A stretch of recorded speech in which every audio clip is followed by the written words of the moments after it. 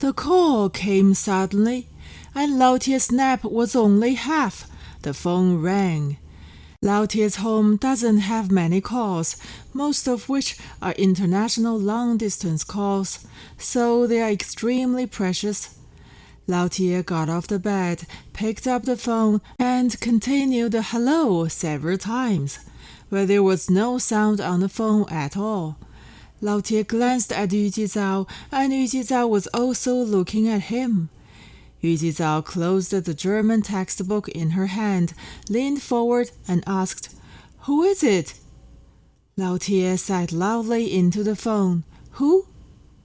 Yu Jizao was anxious, and then asked, "Little Jacket?" Lao Tie could only say to the microphone, "Little Jacket?" This phone at noon was haunted and kept ringing, but there was no answer. At the ninth time, the phone finally spoke. "Guess who I am?" Lao Tie said sternly, "Who are you?" The phone said, "Give me your bubble liquid." "Who are you?" Lao Tie asked nervously. "You don't even know my voice?" The phone said childishly, "I'm right next to your home." Lao Tie rolled his eyelids for a long time, and he knew it. In fact, Lao Tie had heard it a long time ago, but he just couldn't believe it. He quickly glanced at Yu Jizao. Yu Jizao's whole body was already turned sideways. Obviously, Lao Tie's face and his tone of voice made her very uneasy. She rushed to answer the phone. Lao Tie waved his hand, beckoning her not to make trouble. Lao Tie whispered, "How do you know this number?" "I called 114 and asked the telephone number of Tieshu's home in Roman Holiday Square. 114 told me that the 22 waiter works for you. Please record 64679521, 64679521.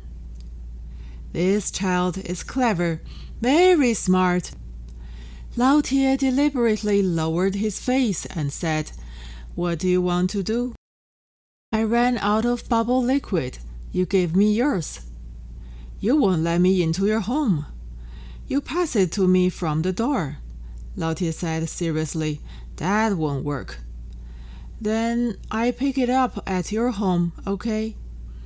Lao Tie bit his lower lip, thought for a moment, pretending to be helpless, and said, "Okay." Lao Tie hung up the phone, suddenly a little excited, and rubbed his hands. He rubbed his hands repeatedly. It's been so long since moved here, and there hasn't been a visitor at home yet. Lao Tie rubbed his hands. He almost became a child. Lao Tie just rubbed his hands and lost sense.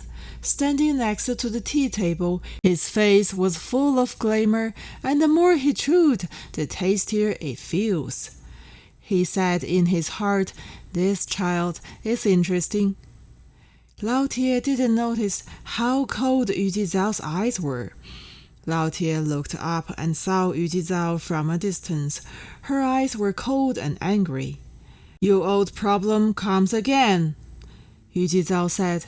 Lao Tie studied Yu Jizao's expression carefully.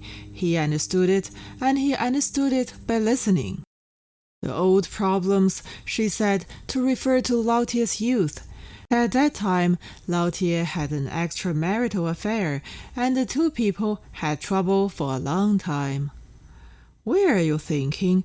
How could it be?" Lao Tie sighed lightly. Yu Jizao didn't believe it. She wanted to get up, but couldn't. Her face had turned purple. Lao Tie walked up, intending to help her, and Yu Jizao pushed away. Lao Tie's face was a little unsustainable, and he said slowly, "How can I? How can I think about it?" Yu Jizao was anxious, slapped the tea table with a palm, and the stainless steel spoons on the tea table jumped up. Yu Jizao yelled, "Don't think that you are not fickle with getting old." Lao Tie combed his snow-white hair, smiled with a sigh, and said, How can it be?